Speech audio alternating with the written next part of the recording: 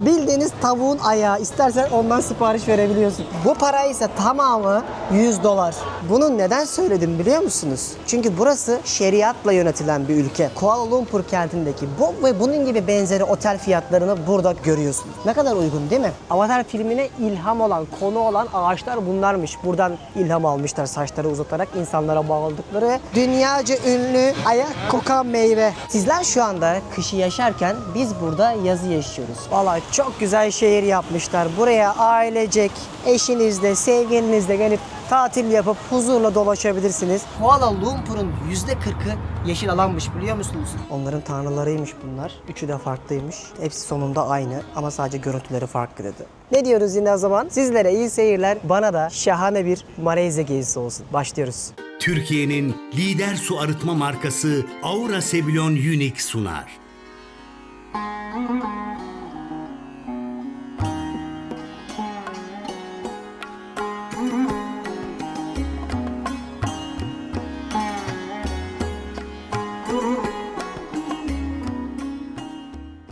Hanımlar beyler, ben Deniz Pehlivan. Dünya turumun Malezya ayağına hoş geldiniz. Nasılsınız? Umarım her şey yolundadır. Çok güzel bir enerji dolu bir şekilde Kuala Lumpur kentinden sizlere merhaba diyorum. Bir önceki bölümde Pakistan'ın tozlu, o dünyanın en kirli kenti Lahore'dan uçağa bakıp bir an önce o ülkeden çıkacak plan yapmaya karar vermiştik. Ve aslında Tayland'a gidecekken uçaklar dolu olduğu için istikameti Malezya'ya çevirdik. Burası da dünyaca ünlü Kuala Lumpur kenti ve şu an bu kadar güzel bir yerden sizlere merhaba diyorum.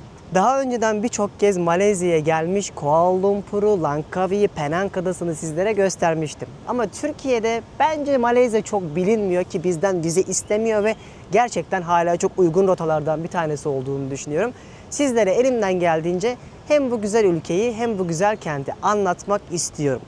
Dünya turumda gerçek anlamda en çok keyif aldığım bölge kesinlikle Güneydoğu Asya bölgesi olabilir. Tayland, Singapur, Kamboçya, Laos, Malezya gibi ülkeleri gezerken çok enerjinizi bu coğrafyada hissederek gezersiniz ve arkamdaki gibi şahane parklar ve tabiat sizleri karşılar.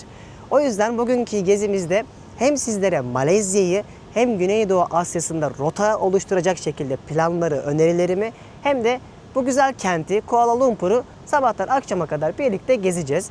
Sizlere burada aslında birazcık harmoniyi göstermek istiyorum. Çünkü burası neredeyse 99 milletten insanı görebileceğiniz çok güzel bir yer. O yüzden hanımlar beyler, çaylar, çekirdekler hazırsa beni artık günün hangi saatinde izliyorsanız sonuna kadar keyif alacağınız bir bölüm hazırlayacağım.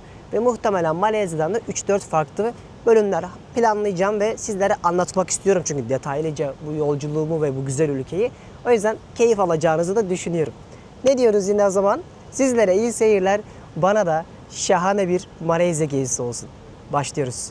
Gezimiz Aura Sebilon su arıtma cihazlarının desteğiyle başlıyor. Pakistan'da o kadar çok yoruldu ki hatırlarsanız önceki bölümde sizi kız arkadaşımla tanıştırmıştım ve beraber gezdiğimizi söylemiştim. O yüzden çoğul kullanıyorum. O da zaten birazdan ekranlara gelir. Günlerdir burada yatıyoruz desem, ülkeye girerken hiçbir şey istemediklerini bildiğim için bir tek online bir barış formu dolduruyorsunuz Malezya'ya, o kadar vizesiz bir şekilde gezebiliyoruz. Ama sorun şuydu, hastaydık. Ciğerlerinden insan böyle boğazından kalbine kadar, karnına kadar öksürür mü? Öksürüyormuş. Hani korkarım deyip böyle acaba dedim hani Covid belirtileri de olur der ya, böyle hep yıllarca 2 yıl kadar hepimiz bunu haberlerde de gördük. Onu hissettik. Ama sonradan tabii kafaya dank ediyor. Lahore'dayken ben size ne demiştim? Dünyanın en kirli kenti demiştim. Ve bildiğiniz ciğerlerimizden öksüre öksüre hasta olduk. Yataklara düştük. Ancak kendimize geliyoruz. Ve gerçek anlamda da ben de Malezya'nın Kuala Lumpur kentini ilk defa bugün sizlerle birlikte gezeceğim. Önceki yıllarda geldiğim bölümleri izlemenizi de öneririm ama bu gezimde benim de gezi anlamındaki ilk günüm. Şu anda da dünyaca ünlü KLCC Parkı'nı görüyorsunuz ve biz şöyle bir otelde kalıyoruz. Şu bina 33 katlı ve direkt kentin merkezinde. Olur da bir gün Kuala Lumpur'a gelirseniz KLCC'yi çok duyacaksınız. Çünkü Kuala Lumpur City Center demek. Yani Kuala Lumpur şehir merkezi. Malezya'da oteller gerçekten çok uygundur. Size şöyle yanlara falan koyacak şekilde de bırakacağım fiyatları da. Ama hadi gelin size bir otelin manzarasını, odamdan manzarayı ve fiyatlarını da bir göstereyim. 33. kattan da bir Petronas ikiz kulelerinde. Hadi gelin görelim. Hadi bakalım otele doğru gidelim. Kentin tam merkezindeyiz. O kadar güzel kafeler, o kadar güzel kahveler var ki onları da birazdan gezerken size anlatacağım zaten. Burası otelin giriş kısmı. Gerçekten Pakistan'dan sonra arada 200 sene varmış gibi hissediyor insan. Çok zordu, çok.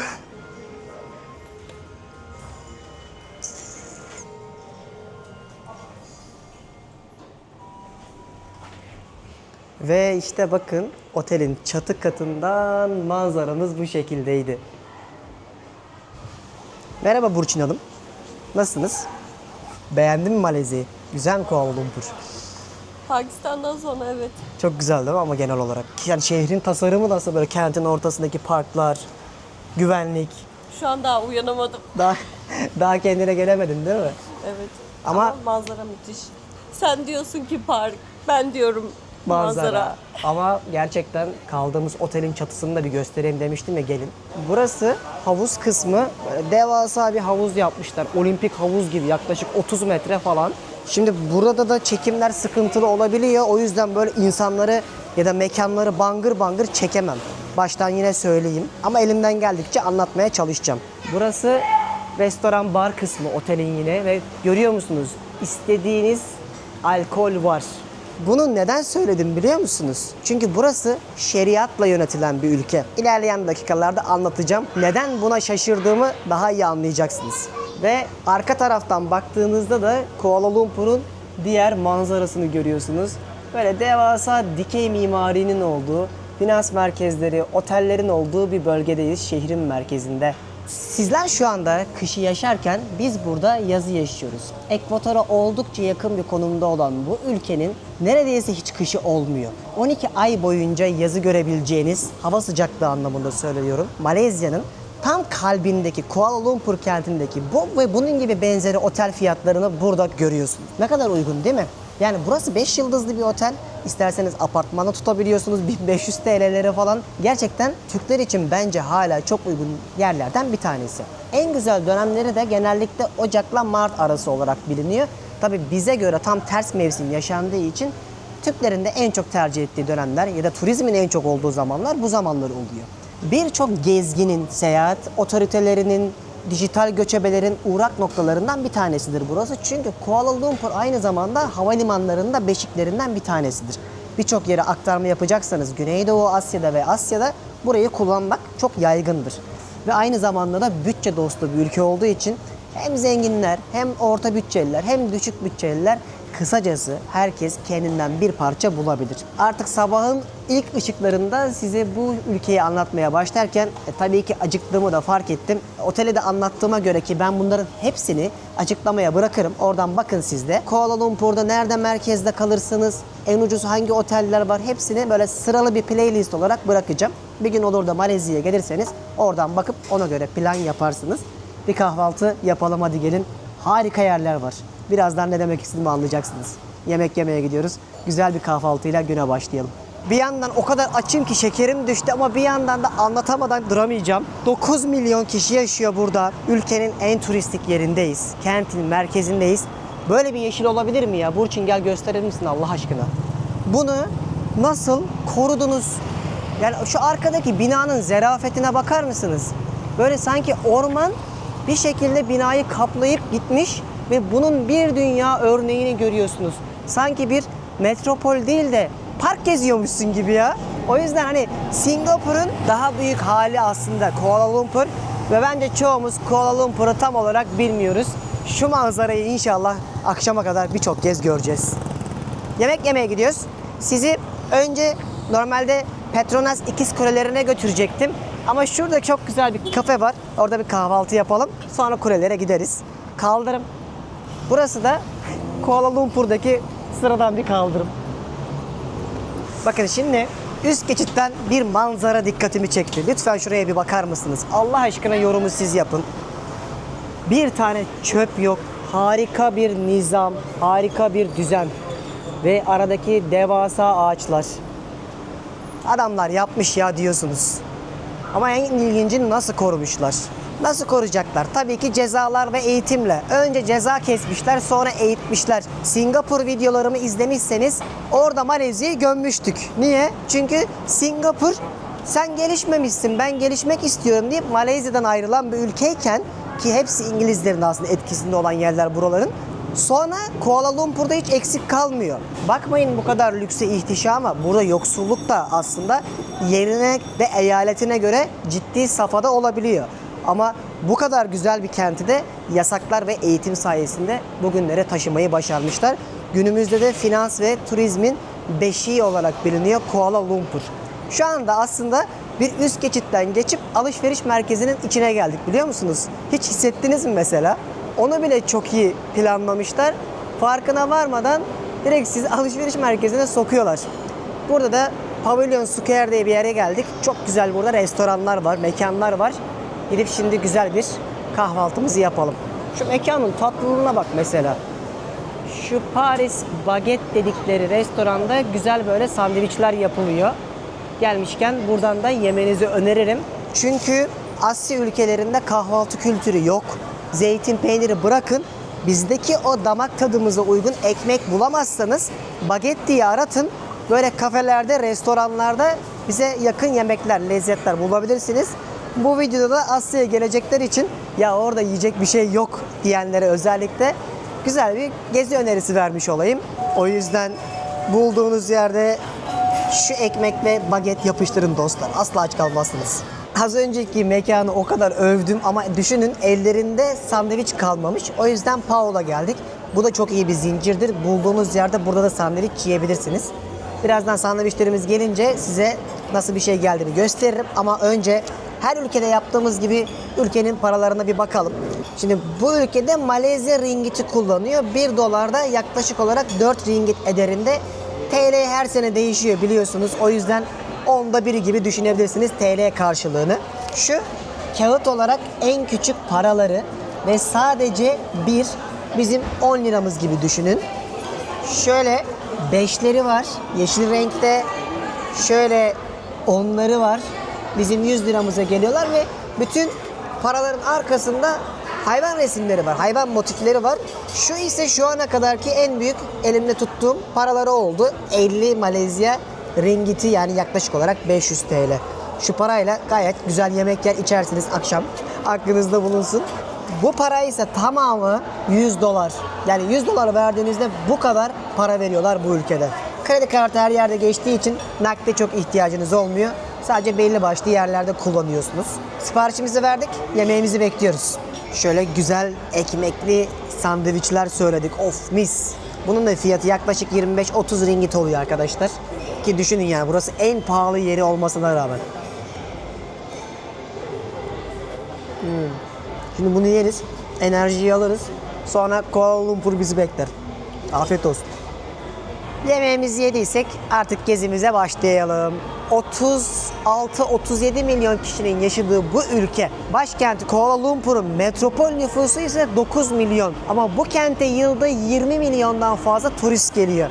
Yani aynı zamanda bir turizm kenti. Bir alışveriş merkezindeyiz. Size bir etrafı göstermek istiyorum. Louis Vuitton'lar, Armani'ler, Dior'lar, Chanel'ler, Calvin Klein'ler, ne istiyorsanız. Hep dediğim bir laf vardı. Yıllar öncesinden de vloglarından bakabilirsiniz. Artık para Asya'da derdim. Günümüzde canlı canlı bunu görüyoruz. Batı'da olmayan lüks düşkünlüğü buralarda var. Çünkü zengin çok zengin buralarda. Gelir adaletsizliği çok yüksek olduğu için bu markaların kaymağını yiyen aslında küçük bir zümre de olsa her yerde görebiliyorsunuz. Şu an Çinlilerin bir yeni yıl sonu kutlamaları var. Onların Çin takvimi farklı oluyor normal takvimlerden. O yüzden böyle alışveriş merkezinin içerisinde dekorasyonlar yapmışlar. Kutlama ve şenlik havası var. Size bir ilginç bilgi daha vereyim. Önceki vloglarımda da anlattım. Burada 3 ana etnik grup var. Malaylar, Çinliler ve Hintliler. Yani Malaylı Müslümanlar olarak sınıflarsak daha doğru olur. Ve burada aynı bölgede kilisede, tapınakta, camide görebiliyorsunuz. Ve burası şeriatla yönetilmesine rağmen gerçekte yani uygulamada demokrasi de var. Yani hem Batı'nın hem İslam hukukunun getirmiş olduğu bir karmaşayla yönetiliyor burası. Onun detayları var, anlatacağım örneklerle. Çünkü aynı yerde, aynı mekanda bir Çinli Malezyalıyla bir Müslüman Malezyalı'nın hakları tamamen farklı olabiliyor. Bir tanesi şeriat hukukuna göre yargılanırken diğeri Malezya demokrasisine, Malezya hukukuna göre yargılanabiliyor. O yüzden bu konuları da gezerken anlatırım yine. Böyle bir alışveriş merkezine denk gelmişken sizlerle paylaşmak istedim. Daha yapacağımız, anlatacağımız çok şey olacak. Ülke markalaşmak için özellikle 90'ların sonunda çok büyük adımlar atmış. Ve ülkenin en ünlü binalarını Petronas İkizkulelerin tam önündeki KLCC Park'tayız. Sabah size videoyu başlattığım yerde. 90'ların sonunda artık bize turizm de lazım demeye başladılar. Aslında petrol ve gaz konusundaki zengin şirketleri olan Petronas kulelerini de 90'ların sonunda yaparken bu parka da yapıyorlar, bulunmuş olduğum. 20 hektarlık bir parkın içerisindeyiz şu anda. 1.3 kilometrelik şöyle koşu pistlerinden tutun da özel getirtilen tropikal ağaçlara kadar her şeyi burada nizami bir şekilde tam merkeze kurmayı başarmışlar. Bakar mısınız, şu an 9 milyon kişinin yaşadığı kentin ortasındaki bir parkta ne yapıyorsun Burçin? Ne güzel değil mi ağaçlar? Bu ağaçlar işte şöyle bakın gösterelim. Banyan ağaçları diye biliyorum. Böyle değilse de kim bilecek yani, aramızda kalsın. Avatar'ın falan böyle ilham olduğu o film var ya, Avatar filmi. Avatar filmine ilham olan, konu olan ağaçlar bunlarmış. Buradan ilham almışlar, saçları uzatarak insanlara bağladıkları. Bu coğrafyada ekvatora yakın birçok yerde bunları görebiliyorsunuz. Böyle spor yapan, yürüyüş yapan, kafa dinlemeye gelen insanları parkın ortasında görebiliyorsunuz. Bunu çok güzel korumuşlar. Darısı olmayan diğer ülkelerin başına, çünkü hem tertemiz hem pırıl pırıl hem de nefes almanız için her şeyi düşünmüşler. Şurada su dahi içebiliyorsunuz parkın ortasında ve tamamen filtreleniyormuş. Tertemiz su. Oh, burada suyumuzu içerken dünya turu sponsorumuz Aura Sebilon Unique'e de bir teşekkür etmeyelim mi? Siz de çeşme sularını artık Aura Sebilon su arıtma cihazlarıyla filtreleyerek evinizde, iş yerinizde içilebilir suya dönüştürebilirsiniz arkadaşlar. Damacana taşımaya son. Kendilerine dünya turunda sponsorlukları için çok teşekkür ederim. Ben de evimde zaten kullanıyorum. Suyumuzu da içerken yad etmiş olalım. Şöyle bir yavaştan sıcak da gelmeye başladı. Muhtemelen bir 2 saate falan yağmur yağar. Bu coğrafyanın ne yazık ki en kötü yanı budur. Bir anda böyle günlük güneşlikken bir anda hava kapanabilir. Yağmur yağar, yağsa bile hemen bir akabinde yarım saat içerisinde geçer gider ve kurur. Yani dün buralar mesela sel almıştı. Kim nerede değil mi yağmur yağdığını? Bir anda kuruyuveriyor sıcaktan dolayı. Çok güzel park. Yürümeye devam edelim şöyle etrafından. Pek muhtemel arkadaki binayı Malezya'dan daha çok biliyor, daha çok tanıdık, kulağınıza, gözünüze aşina olarak algılıyor olabilirsiniz. Ve bu binalar Petronas İkiz Kuleleri. Burj Khalifa yapılana kadar 2003-2004 yılına kadar dünyanın en yüksek kuleleri olarak biliniyordu. Malezya'nın petrol şirketi olan Petronas şirketinin de genel merkezi ve ülkenin en ikonik yapısı. Dünyanın en yüksek ikiz kuleleri idi yapıldığında ve hala da öyleymiş bu arada. 88 katlı, isterseniz şu 40. katlarındaki köprüden yürüyüş de yapabiliyorsunuz. Kuleyi de tepeden çıkıp şehri izleyecek şekilde ziyaret edebiliyorsunuz. Biz de birazdan çıkacağız zaten. Biletimizi de almadık. Şansımızı deneyeceğiz girişte verecekler mi diye. Bura olmazsa olmazdı. Kuala Lumpur'a geldiğinizde her yerden görebileceğiniz gökdelende bu. Bunun bir de daha büyüğünü yaptılar. Şurada arkada Malacca diye. Daha yükseği ama onun çok görsel bir güzelliği yok. Bir de hikayesi çok iyi değil. O yüzden bu en güzeli. Gelmişken hadi bunun içine girip gezelim.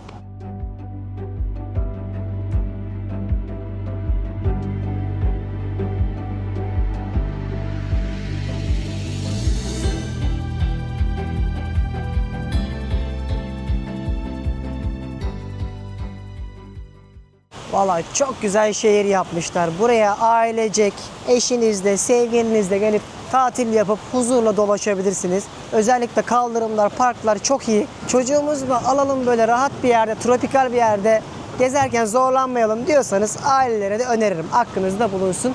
Şimdi bu kulelerin altında da bir alışveriş merkezi yapmışlar her yerdeki gibi. Onun içinden hem alışveriş yapabilecek güzel mağazaları görebiliyorsunuz hem de bu ikonik yapıya çıkabiliyorsunuz. İsmi de şu. Suriye diye yazıyor. Hadi bakalım içeriden girip tepeye çıkmaya çalışalım. Ben de daha önce hiç çıkmadım. O yüzden ilk defa çıkacağım. Bakalım nasıl olacak. Bu arada videoyu durdurmayın. Özellikle televizyondan izliyorsanız. Ama kardeşim, abim, ablam, ekranların başında beni izleyenler. Sizin için çok küçük ama benim için çok değerli olan şu videonun altında güzel yorum ve beğeni, bir de kanala abone olup bildirimleri açarsanız çok mutlu olurum. Bu işi sürdürülebilir bir şekilde yapıp geçinip gezebilmem için videoların önünüze düşüp izlemeniz tabii ki kaçınılmaz bir gerçek. Biz de bu şekilde dünyayı gezebiliyoruz. Para kazanıyoruz yani. İşin aslı bu. Yalan söyleyecek değiliz. Lütfen abi biz para kazanmıyoruz, bağış atın diyecek bir durum olmadığını zaten biliyorsunuz. Yıllardır bu işi yapıyorum. O yüzden sizler için bu küçücük detay bizim için çok kıymetli. Bir beğeniyle bir yorum atarsanız çok mutlu olurum. Televizyondan yapmayın çünkü o zaman video bölünüyor. Tabletten ve telefondan yaparsanız çok daha kolay olur. Merhaba, iyi tatiller diyerekten böyle de dünyanın dört bir yanında beni izleyen herkese selam olsun. İşte onlar da takipçilerimdir. Belki de sizleriz, kim bilir. Hadi çıkalım yukarıya. Dışarısı yanmaya başladı. Merhabalar, burayı siz mi işletiyorsunuz? Ya Pakistan'dan sonra kızın yüzü gülüyor. Ne oldu? Ne oldu Burçin? Birazcık Pakistan travma mı yaratmıştı sende? Ateş yaratmıştı. Ateş, mide bulantısı, halsizlik, öksürük hepsini yaşadı kızcağız. Zordan başladı. Şu an daha iyi. Bundan sonrası senin için çocuk oyuncağı inşallah. Bundan sonra öldürmeyen Allah güçlendirir. Güçlendirir. Ama nasıl alışveriş merkezi? Herkes. Bal dök yala. O kadar temiz ki hem alışveriş merkezleri hem oteller hem restoranlar bir tane ne kirli ne pis ne yağlı bir şey göremiyorsunuz burada. İçeriye de girdiğinizde aklınıza gelebilecek bütün lüks markalar yine burada da var. Yine dedim yani Çinlilerin bir bayramı var. O yüzden her yeri süslemişler diye. Bu alışveriş merkezinde bu şekilde süslemişler. Kuleler de bunun hemen yukarısı. İçeriden girdiğinizde zaten görebiliyorsunuz. Şuradan bir yerdendi galiba giriş. Sonra bulacağız şimdi. Ya yine hata yaptık. Ne yazık ki bilet kalmamış. Yarına falan var. O yüzden başka binadan bu şehir manzarasını izlemeye gidelim dedik. Yapacak bir şey yok. Aklınızda bulunsun. Eğer siz bir gün Kuala Lumpur'a gelirseniz bu kuleler için önceden biletinizi alın. Hallederiz. Başka yerden de görürüz. Sorun yok. Yani maksat gelmişken bakmaktı. En azından yine güzel bir yerden şehri izleyeceğiz diye umut ederek buradan ayrılalım. Bir şey yok yani. Burası alışveriş merkezi. Bildiğiniz ya da bilmediğiniz bütün markaların olduğu bir yerde işte. Şimdi burada taksiler çok uygun normalde. Tabi uygulama kullanıyorsanız buradaki uygulamada Grab. Mesela bu ülkede Grab'i kullanıyorlar. Pakistan'da da InDrive'ı kullanıyorduk. Ülke değişebiliyor çünkü. Az önce taksicinin şurada 7-8 dakikalık mesafeye istediği para 40 ringitti. Yani işte 400 TL'ye falan geliyor. Aynı mesafe uygulamada 13.39. Arada neredeyse 3 katı var. Şimdi taksiyi çağırıyorum. Şansımızı bir başka yapıda deneyeceğiz. Oradan bir Kuala Lumpur manzarası görmeye çalışacağız. Böyle tertemiz bir taksi geldi. Etrafa baka baka hayran ola şimdi gidiyoruz. Bu binaları bile nasıl yeşil yeşil dekore ettiniz. Helal olsun.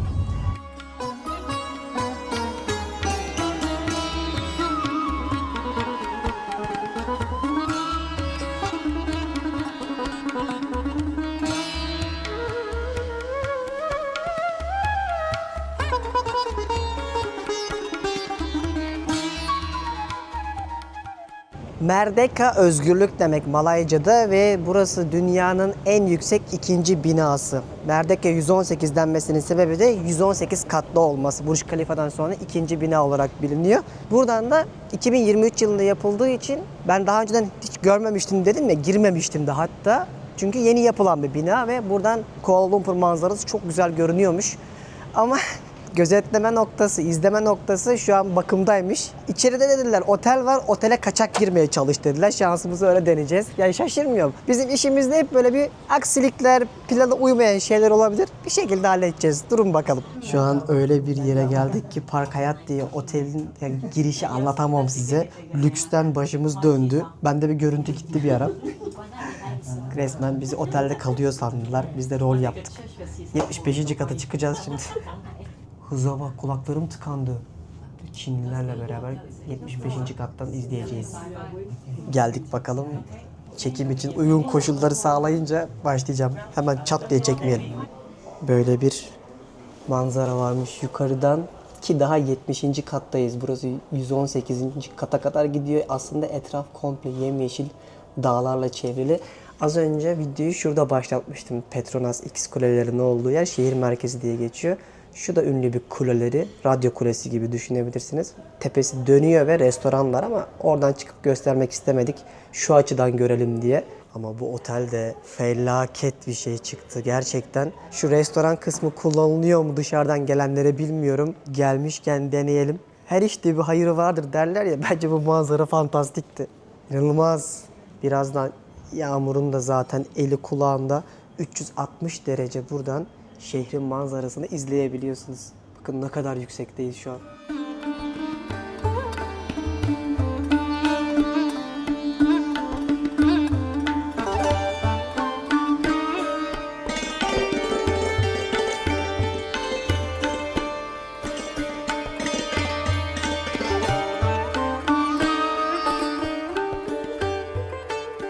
İşte seyahat etmek bazen bu yüzden çok güzel. Spontane yapılan planlar ya da işte bazı olumsuzluklar sizi çok daha güzel yerlere, öyle olduğunu düşünüyorum, çıkartabiliyor. Çok şık bir mekana geldik. Hiç planda yoktu. 74. kattan Kuala Lumpur manzarasını izliyoruz. Otelde kalmadığımızı söyledik. Direkt girdik restoran, bar kısmına. Bir şeyler içeriz, tatlı falan yeriz. Burçin, sen kredi kartını almış mıydın? Benim çünkü böbrek de kalmadı. Yok, şaka diyorum. Yani sandviçler yaklaşık olarak mesela örnek veriyorum 20 dolar. Tatlılar 15 dolar. İçecekler, dünyanın hiçbir yerinde kahveye bu kadar para vermedim Burçin. Ne kadar? 8 dolardan başlıyor. Vergisiz ya, 10 dolardan aşağı kahve yok. Afiyet olsun. Size de iyi seyirler. Olsun. Böyle bir yere geldik. Sürpriz oldu. Bir şeyler içeceğiz. Kurşu söyleyecek söz kalmadı. Yoruma siz yazın. Biz daha 2 hafta önce Fethiye'de oralet içiyorduk. Ne ara bu hale geldik ben de anlamadım. Çok hızlı oldu. Şöyle bir kahve söyledim. Hayatımda içtiğim en pahalı kahvelerden birisi. Manzara dahilmiş. Aa, güzel. Güzel bu. Yalan söylemeyeyim. Yanında da şöyle kahve çekirdeği falan geldi. Yani hiç kahve olduğu sanki belli olmuyor. Zaten bir yerde kahve içiyorsanız ve fiyat çok pahalı gelecekse, kurabiye varsa böyle yanında çarpı 2'dir. Ama burada çarpı 8 yapıyorlar. Böyle bir ortamdayız. Bakacağız. Yani şu an çok aç değiliz aslında. O yüzden böyle tırtıklayarak bir şeyler seçelim dedik. Normalde yemek dahi yemeyecektik ama şu makarnanın o kadar çok fotoğrafını gördük ki Burçin dayanamadım. Bir tane söylemek istedi. Şu an hayatımdaki en pahalı makarnayı yiyorum. 1100 TL'ye falan geliyor yaklaşık olarak, bu 20 küsür euroydu. Şöyle etli metli yapmışlar. Yalnız içinde de bayağı et var. Şu da makarnası. Kahve çok güzeldi. Bakalım bu nasıl? Burçin. Güzel mi? Çok güzel. Öyle işte birlikte Kuala Lumpur'u geziyoruz. Nasıl? Keyfimiz yerinde mi? Siz de memnun musunuz? Afiyet olsun. Burası güzel bir fine dining restoranıymış aynı zamanda. Ve şehrin en pahalı oteli de buradaymış. Açıklamaya bırakırım. Oradan bakarsınız. Şu şekilde yazılıyor. Park Hyatt Kuala Lumpur. 5 yıldızlı oteller zinciri zaten ama şunu net söyleyebilirim. İtalya'da da ne pizzalar ne makarnalar yemişimdir. Lakin bu makarna yediğim en iyi makarnalardan biriydi. O yüzden 20 küsür euro eder mi? Yorumu siz yapın. Hani bir makarna ne kadar güzel olabilir ki diyorsunuz. Burçin şu an bayıldı. Görüntü gitti. Thank you. Gerçekten hizmette, kalitede şahaneydi. Rastgele bir an geçiriyoruz ama burayı unutmayacağım. Tik atalım bir tane böyle güzel ilk 10 restorandan bir tanesi diye. Şöyle bir pasta milföylü bir şey sipariş ettim de ben böyle bir olay olacağını hiç tahmin etmedim ki. Signature. Okay. Sana şöyle mis gibi kesti. Sesi kulaklarımıza geldi mi? Çok güzel değil mi? Yorum yapamıyorum. Şu an merakla bekliyoruz. Gerçekten thank you very much. We appreciate that. Bizim için de çok sürpriz dolu bir gün oluyor arkadaşlar. Birilerinin bunu tecrübe edip anlatması lazımdı. Ama ben de hiç planlamadan anlatıyorum sizlere. Yüzünde görmek istiyorum Burçin. Vatan gülüşünü. Deneyeyim mi? Dener misin? Vatan gülüşü geliyor. Hadi kameralara oynamadan. Sadece birkaç yüz bin kişi izliyor. Onlar da bizden anlarlar zaten.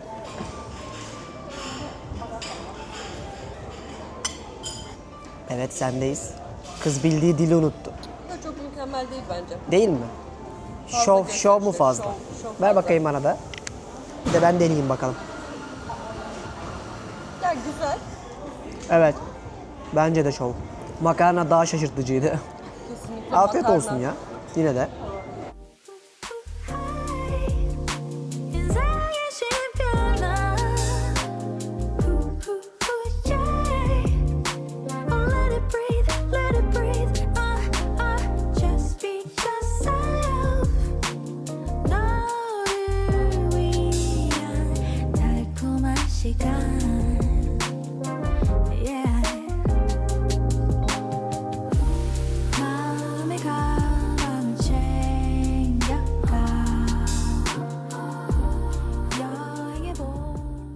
Bulunduğumuz coğrafya yağmur ormanlarıyla da ünlü. Aslında Kuala Lumpur'u şöyle bir haritadan bir çalışalım. Yukarıda Tayland var. Aşağıda küçücük Singapur. Batısında Endonezya. Güneyinde de Endonezya var. Her yerde Endonezya var burada zaten. Kocaman bir ülke. Ve sabah gibi böyle çok güzel aşağıda güneyde aslında tropikal yerler de var. Lakin çok turistik değil oralar. Ve burada da göreceğiniz en güzel şey harika yeşiller. Bu gördüğünüz aslında bir yağmur ormanı. Şehrin içinde bile var ve Kuala Lumpur'un %40'ı yeşil alanmış biliyor musunuz? Bunu korumayı başarmışlar. Sabahtan beri gittiğimiz her yerde yeşil görmeye doyamıyoruz. Yollarda, parklarda. Burası da işte Taman Botani Perdana adındaki botanik bahçeleri. Kentte görülmesi gereken en güzel yerlerden biri.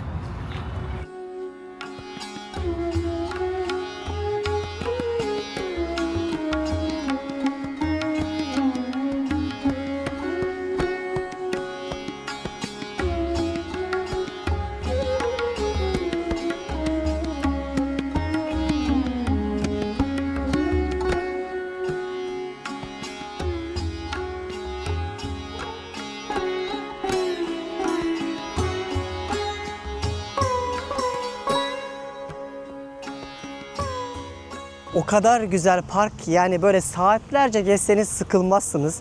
Daha önce muadilini çoğu yerde göremeyeceğiniz güzellikte bitkiler, ağaçlar görüyorsunuz. İçeride çok güzel korudukları bu parkın farklı alanlarında koşu yapabileceğiniz, dinlenebileceğiniz yerler de vardı. Çok beğendim burayı ve şu ağaca bakar mısınız? Yani nerede göreceksin ya böyle bir ağaç mesela? Altındaki köklerine baktığınız zaman böyle sanki 20-30 tanesi birleşmiş de bir tane ağacı oluşturmuş gibi.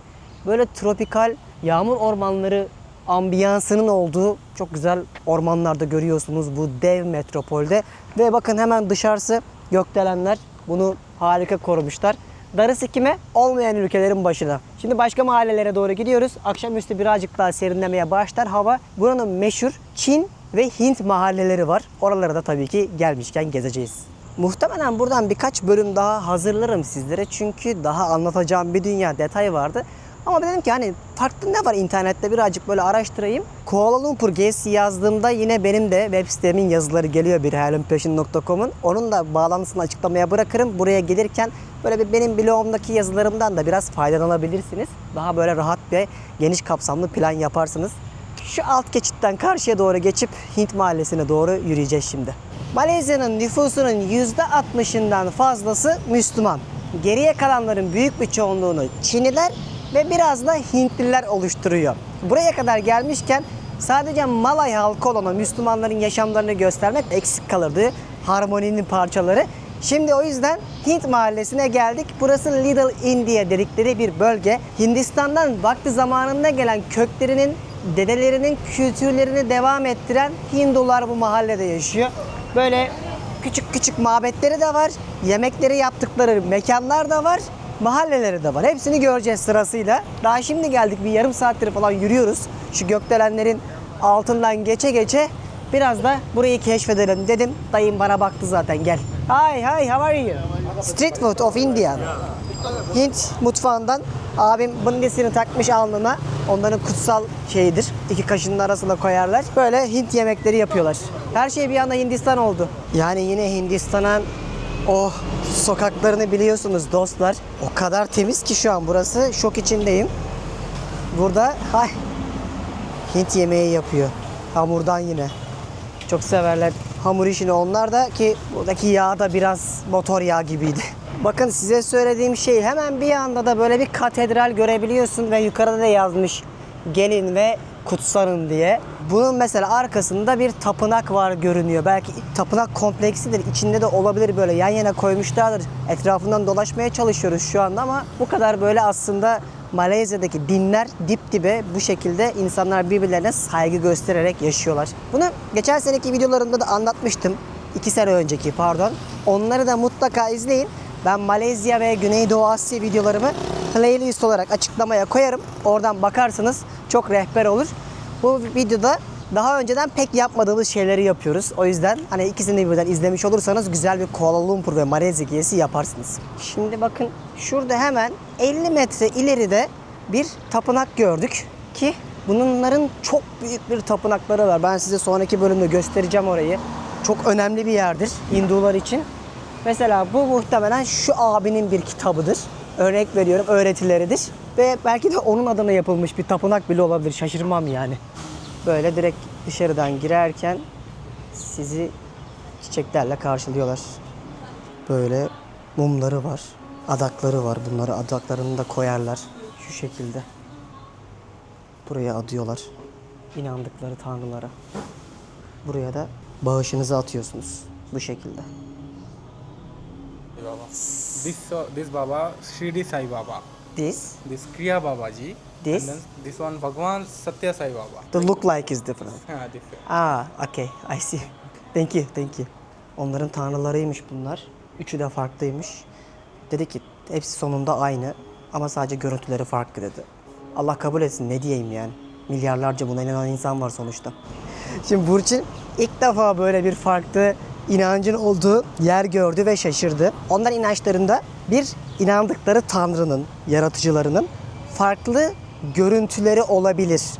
Yani orada Said Baba var ya, onu öğretileri veren adam aslında, yani bu dini yaymaya çalışan kişiye bile tapabilirler. Dünyadaki görüntüsü bu şekilde Tanrı'nın diye.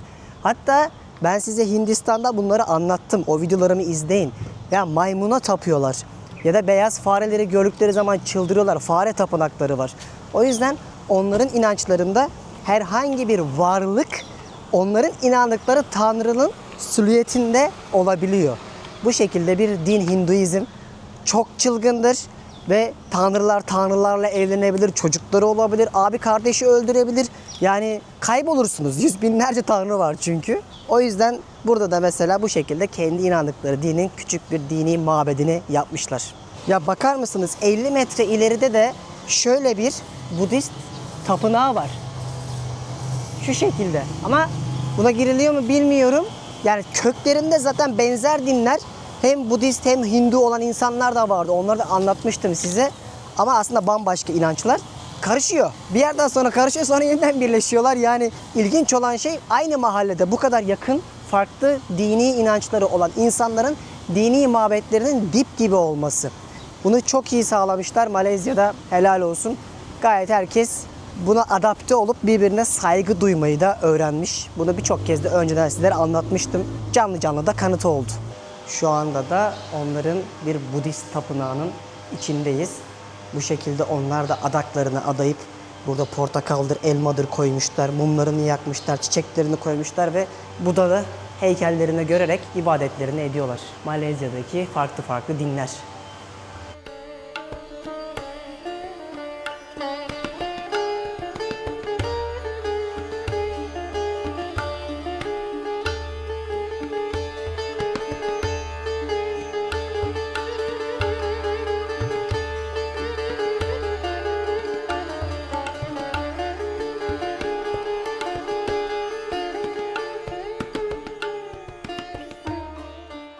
Yani burayı ben eskiden de vay be ne kadar güzel, iyi ki gelmişim dememiştim.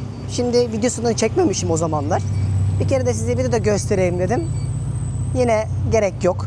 Çünkü dediğim gibi bundan sonra asıl bu mağaranın içindeki olan Batu Caves'deki yer şahane. Yani buraya hiç uğramazsınız bile. Kıyaslamaya bile gerek yok. Bir de burada bunun yanında bir Çin mahallesi var. Burası da birazcık Çin kültürünü görebileceğiniz. Çünkü buradaki ana 3 toplumdan bir tanesi de Çinliler demiştim ya. Onların mahallesi. Oraya doğru birazdan bir taksi çevirir gideriz. Kanalizasyon ve Hint yemekleri kokmaya başladı. Merkezde bu kadar tabii ki baskın değildi. Akşam saatlerinde bu kentin en merkezi noktasındaki tren istasyonunu, metro ağlarının olduğu yeri görüyorsunuz. Şimdi buradan trene bineceğiz, Çin Mahallesi'ne gideceğiz. Biz de ilk defa tren yolculuğu yapıyoruz Malezya'da. Bakalım Kuala Lumpur tren sistemi nasıl işliyormuş görelim. Bak şu şekilde direkt Google Maps'ten şu kırmızı hatta binecekmişiz. KL Central'den Pasar Seni'ye gideceğiz. Hadi bakalım, tek durak sadece zaten. Artık Japonya'ya da hatırlarsınız. Orada en dibini görmüştük. Dünyanın her yerinde ulaşım çok kolay bu şekilde artık. Çünkü İngilizce'de çalıştığı için rahat rahat alalım. Nereye gidecektik biz? Pasar Seni. Durağın ismini yazıyorsun. Pasar Seni. Kaç tane? 2 tane. İngiliz yaptık. 2.60 sadece. Yani bir kişi 1.30, 13 lira falan tek yön. Demek ki öyle pesmes alsak bedavanın da bedavası. Ulaşım çok uygundu burada. Böyle jetonlar verdi. Bunlarla şimdi ulaşımımızı sağlayalım.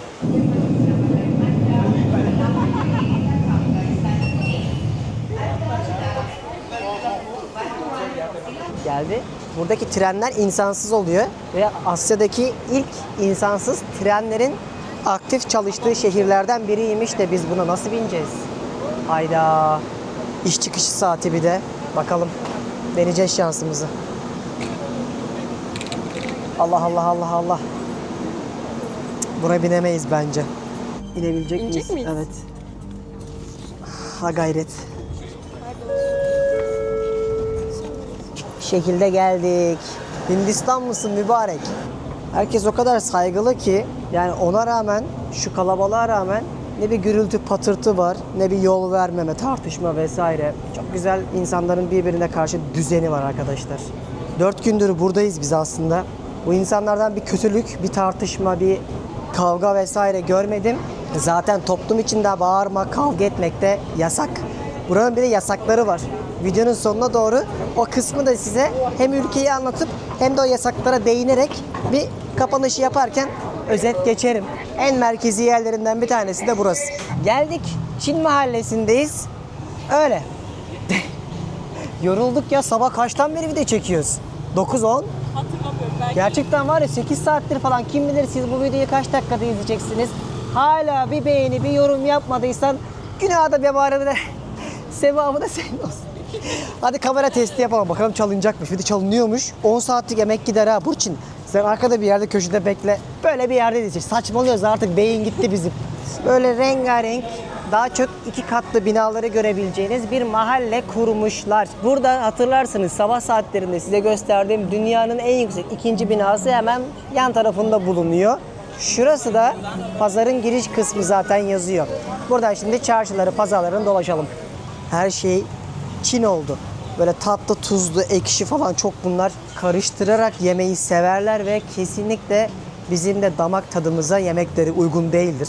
Aklınızda bulunsun, bir yerde Çin mutfağı görürseniz. Sanki burası bir Çin pazarından, mahallesinden çok çakma ürünlerin satıldığı bir pazar gibi. Yani etrafta ben daha çok Çinli görmeyi mesela beklerken full Hintli var. Yani baksana, hiç Çinli görmedik daha. Of, şimdi işte Asya oldu, şimdi işte Malezya oldu. Sokaklara, kaldırımlara atılan tezgahlar, masalar ve mis gibi yemekler kokuyor. Böyle bir yerde akşam yemeği yiyeceğiz. Şu bir zincir, bayağı ünlü. Farklı yerlerde restoranları var, Mi Tarık diye. Burada şimdi bir şeyler yiyelim. Şimdi sipariş vereceğiz. Buranın noodle'u ve bildiğiniz çöp şişi, tavuk şişi çok meşhur. Az önce Burçin çok böyle elim ayağım titriyor. Bir mantı da olsa, bir dolma da olsa dedi ama ne yazık ki burada tavuk ayağı var. Bildiğiniz tavuğun ayağı. İstersen ondan sipariş verebiliyorsun. 10 ringgitmiş, yani 100 TL'ye tırnakla tavuk ayağı yiyebiliyorsunuz Malezya'da. Elim ayağım titriyor bak tavuk ayak sızdığından. Bir şeyler atıştıralım. Şöyle ortaya bir şeyler söyleyeceğim. Tırtıklayarak böyle bir akşam artık Kuala Lumpur'da bir Asya keyfi yapalım. Artık nasıl keyif olacaksa. Burada daha çok helal yemekler oluyor. Ve gayet nezih, tertemiz de bir restoran. Şöyle 3 tane mesela şiş et söyledik. Böyle hem kuzu hem dana şeklinde ilerleyeceğiz. Mesela bunun üçünün fiyatı sadece 15 ringgit. 150 TL falan ya, para değil. Harika. Yemezsen ağlarsın. Ben sana söyleyeyim. Yemeyeceğim mi? Yemeyeceğim. Çok beğendim. Şimdi de şöyle bir kalamar söyledim. Çok güzel görünüyor. Bunu yiyeceğim. Buranın aslında mantısıyla noodle da meşhurdu ama o kadar aç değilim. O yüzden onları bitiremem. Aklınızda bulunsun. Siz eğer buraya gelirseniz onların da tadına bakabilirsiniz. Bir kalamar yerim. Aşırı baharatlı. Fena değil. Bu da kuzu. Bakalım bu nasılmış. Bildiğin çöp şiş.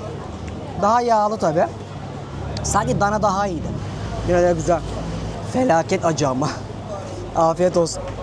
Bu da gelen hesap 54 ringi tutacak. Gayet iyi. Böyle tamamen yeme içme odaklı bir bölge görüyorsunuz ama çok eski, yani o zengin lükslük nereden bir anda arka mahalle nereye getirdi derler ya insanı. Onu hissediyorsunuz. Bu arada yemek çok acıydı. Ağzımın içinden şu an alev çıkıyor, resmen ejderhaya döndüm. Böyle bir etkinlik var gibi sese doğru gidiyoruz. Çok güzelmiş burası. Burada bir balıkçı. Öf, var ya, bunu görsem bunu da yerdim Burçin ha. Canlı canlı satıyorlar. Şurada da yengeçler falan var. Gayet hareketli, güzel bir yere geldik. Şu Asya'da en sevdiğim şey gece kurulan pazarlar olabilir.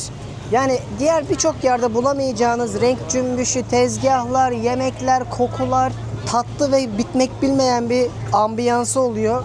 Sürekli yaşıyor böyle kentler. O yüzden kesinlikle Asya'da nereye giderseniz gidin gece pazarlarını da görmeye çalışın. Malezya'da var, Singapur'da da, Tayland'da da. Bunların hepsini videolarında yaptım. Onları izlemenizi öneririm. Ve o videolarımı izleyerek zaten bütün bu ülkelere rahatça planlar yaparsınız dostlar. Buradayız yani. Deniz Pehlivan her zaman anlatır. Sıkıntı yok. Siz yeter ki gidecek olun. Sorularınız varsa da yazın bakalım yorumlara. En azından birbirimize bu konuda rehberler çıkartıp destek olabiliriz. Hadi bakalım gelsin sorular. Şu ana kadar en çok nereyi sevdin? Biz bizeyiz bak. Çinli Mahallesi. Burayı mı? Evet. Akşamından dolayı mı? Pazar kurulduğu için mi? Valla pazar kurulduğu için mi bilmiyorum ama bence en samimi, en güzel ortam burada. Ama bir sonraki bölümde izleyecekleri bizim orada bir tane gece pazarı var. O da çok güzel ama bu daha çok hoşuma gitti. Ben Çinlilerden tarafayım. Bugününkü içindeki en iyi yer olsun ama bildirimleri açın. Bir sonraki bölümde ikinci bölüm olacak inşallah. Onda o diğer pazarı göstereceğim. Orası da çok güzeldi. Burçin de sevdi burayı, o yüzden yazın arkadaşlar. Onaylandı. Tik. İşte dünyaca ünlü ayak kokan meyve. Durian. Bu şekilde açtığın zaman ağzına yapışan bir kıvamı var. Ben çok beğenmiyorum. Çok ünlü, çok değerli. O kadar çok kokuyor ki toplu taşıma araçlarında bunu alıp götürüp yiyemezsiniz, yasak. Ama hani kokusu kötü değil bence. Yani neden ayak kokan diyorlar ki, o kadar da kötü değil. O sırada suratım. Ne arasanız var. Ama sıkıntı şu. Burada çok fazla sos kullanırlar. Tatlı, acı, ekşi hepsi karışır. O biraz bizim damak zevkimize uygun değil. Ama genel olarak aç kalmazsınız. Sadece ne yiyeceğinizi bileceksiniz. Her yer sokak yemekleriyle dolu. Şuraya bakın. Bak burada da ilginç bir şey pişiriyorlar. Şöyle bir makara sistemi yapmış. Tavuk kanadı. Bu bile soslu. Barbekü sosu var muhtemelen. Of, şuraya bak. Kömürde yapıyor. Ne arasanız var ama biraz kurutmuş onları. Midyeler, karidesler, kalamarlar, etler. Şu neymiş? Takoyaki. Bak burada oyster omlet yapıyor mesela. İstiridye'den. Takoyaki. Is it like takoyaki Japanese style? No. İngilizce bilmeyen bir abi. Takoyaki kalıbından yapmış. Japonya'da anlatmıştım. Bunu başka ülkelerde de çok kullanırlar. Ama düşünün, o kadar çok deniz mahsulü var ki İstiridye'den yapıyor onu. İstiridye'nin bolluğundan. Ülkenin zaten etrafı komple deniz olduğu için deniz mahsulü konusunda da çok zengin bir yer burası. Burası da trafiğe kapalı bir caddeleri. Böyle gece pazarını yine burada da kurmuşlar. Daha çok kıyafet alabiliyorsunuz. Az önce ilk başladığımız yerin birazcık daha sonuna doğru oluyor. Ama ben en çok dediğim gibi yeme içme kısmını seviyorum. Burada da gelmişken alışveriş yapabiliyorsunuz. Çok güzel bir hava var şu an, var ya. Yine söylüyorum, buralar yaz değil de kışın çok güzel. Bir de buranın, yani Kuala Lumpur, Penang ve Langkawi'nin en iyi zamanı şu an Ocak, Şubat, Mart mesela. Ama Mart'tan sonra muson başlıyor, örnek veriyorum. Bunlara mutlaka bakarak plan yapın. Diğer türlü sürekli yağmur görürsünüz, nem görürsünüz. Ama mesela ülkeyi aldınız ya böyle karşınıza, sol tarafı böyle. Mesela şu an burada sol taraf güzelken sağ taraf kötü. O yüzden zıt bir mevsim şartları olabiliyor. Aynı ülkede olmamıza rağmen aynı dönemde bir taraf kış, kıyamet, fırtınayken, yağmurken diğer taraf günlük, güneşlik oluyor. Biraz araştırırsanız Malezya'ya dair detayları görürsünüz dostlar. Burada en değerli şey kiraz. Ama kirazın büyüklüğüne bakar mısın? 150. O kirazın 200 gramı 20 ise kilosu 2, o kirazın kilosu 2000 TL. Burada da mesela bunlar çok değerli. Diğer tropikal meyveler çok uygun oluyor. Şu ana kadar en değerli gördüğümüz şey kiraz olabilir.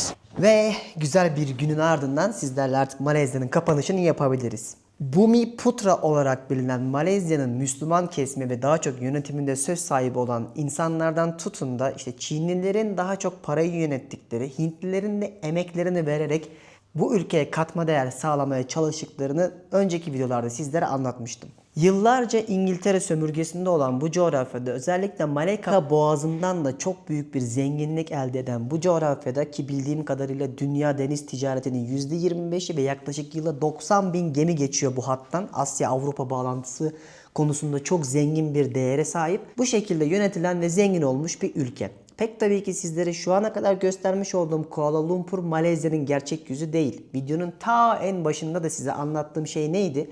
Gökdelenlere bakarak, lüks yerlere, mağazalara bakarak bu ülke şöyle böyle demek çok doğru bir yorum olmaz demiştim. Çünkü gerçeğini biliyorum. Gerçeği internetten araştırırsanız göreceksiniz. Tenekelerde yaşayan insanlar. Yani gerçekten hala günümüzde bu kadar zengin görünmesine rağmen ülkenin merkezindeki bu şaşalı hayatın dışında insanlar burada çok zor şartlarda da yaşayabiliyorlar ki günlük 3 dolar yaklaşık olarak geçim derdini bir şekilde yapmaya çalışan, yaşamaya çalışan insanlar da var Malezya'da. Ama benim sizlere şu ana kadar anlatmadığım bir detay daha var. Mesela tanıştığınız birçok insan 2-3 dil konuşabiliyor. Eğitim sisteminde özellikle yeni nesile baktığınızda hemen hemen hepsi Malayca, İngilizce ve bir dil daha konuşabiliyor. Özellikle devleti yeni yönetmeye çalıştıkları Putrajaya adındaki bir merkez var. Ben daha önceden gittim oraya. Yani batıda öyle yerler yok. Bunları da son yıllarda özellikle Çin'le de ilişkileri çok iyi bir şekilde ekonomiye entegre edip refah seviyesini ülke yükseltmeye çalışıyor. Tabii ki Malezya'ya geldiğinizde bunları bilip de gidip video yapacak değilsiniz. Sizler buraya gezmeye geleceksiniz ama benim gittiğim ülkelerde size ülkenin ekonomik ve yönetimsel sistemlerini de anlatıp aynı zamanda gezi rehberleri hazırlama zorunluluğum var tabii her ülkede yaptığım gibi. Bence gelecekte daha iyi yerlere gelecek Malezya, daha bu başlangıç ki ben 4 sene önce gelmiştim mesela ciddi anlamda gezdiğim zamanları hatırlıyorum. Ondan önce 6 sene önce gelmişim bir de en son 2 sene önce gelmişim. Her geldiğimde daha iyiye gitti ülke. Ve bunu katma değerli bir şekilde devam ettiriyorlar ki bir de bu ülkenin yönetim sistemi de çok zor. Çünkü çok farklı ırklardan, milletten, yüzden insanları yönetmeye çalışıyorlar. Ve demiştim ya bu ülkedeki başbakanlar işte daha doğrusu krallar var. Bu krallar işte değişilerek aslında yönetimin başına geliyor. Bir de başbakanlar var. Yani ülkeyi hem toplumu temsil eden insanlar tarafından yönetiyorlar hem de bir de genel kültürleri olan o krallığın devam ettiği bir yönetim sistemi var ki bu ülkede sıkıyorsa kralı, aileleri eleştirin ne olacağını tahmin ediyorsunuz. Hatta şimdi burası kısmi olarak şeriatla yönetilen ülkelerden bir tanesi olarak kabul ediyor. Demokrasi de var ama demiştim ya Çinlinin ve bir Hintlinin hukuk karşısındaki yargılanmasıyla Müslümanın o işte şeriat hukukuna göre yargılanması farklı. Ki isterlerse mesela erkekler burada 4 eşle evlenebiliyorlar. Resmi olup olmaması önemli değil. Böyle bir hakları var Müslümanların. Ama mesela Müslümansanız içki içilen mekanda gidemiyorsunuz. Ya da Müslümansanız burada mesela Asya'nın en büyük kasinolarından Malezya'nın zaten tek kasinosu bile var. Oraya da Müslümanlar giremiyor. Ya da Müslümanların kredi çekerken, iş yaparken Bumiputra sınıfında olanların ayrıcalıkları var. Kredilerinin daha düşük olması, devlet teşviği gibi. Ama mesela Çinlinin veya Hintlinin yok. Ama günün sonunda hepsi Malezya vatandaşı. Yani bunu nasıl yönetmişler hala aklım almıyor doğrusunu söylemek gerekirse. Bu kadar aynı pasaporta, kimliğe sahip insanların farklı yargılandığı, farklı yönetildiği başka neredeyse hiçbir yer görmedim ben. Çünkü düşünsenize aynı mahallede yaşıyoruz. Bir Ramazan dönemini düşünün. Ben Müslümanım, Çinli veya Hintli olun, arkadaş olalım. Aynı masada oturuyoruz mesela. Siz yemek yiyebiliyorsunuz, ben yiyemiyorum. Çünkü Ramazan'da bile yememem gerekiyor Müslüman olduğum için. Ya da ben Müslümanım, 2 tane eşim var, biri açık biri kapalı olabiliyor. Sen mesela bir kadınla evli olmamana rağmen Çinlisin, Hintlisin diyelim. Bir kafeye gidip oturup ya da kapalı kapılar ardında kalıp hiçbir şey yokmuşçasına yargılanmadan hayatını yaşayabiliyorsun.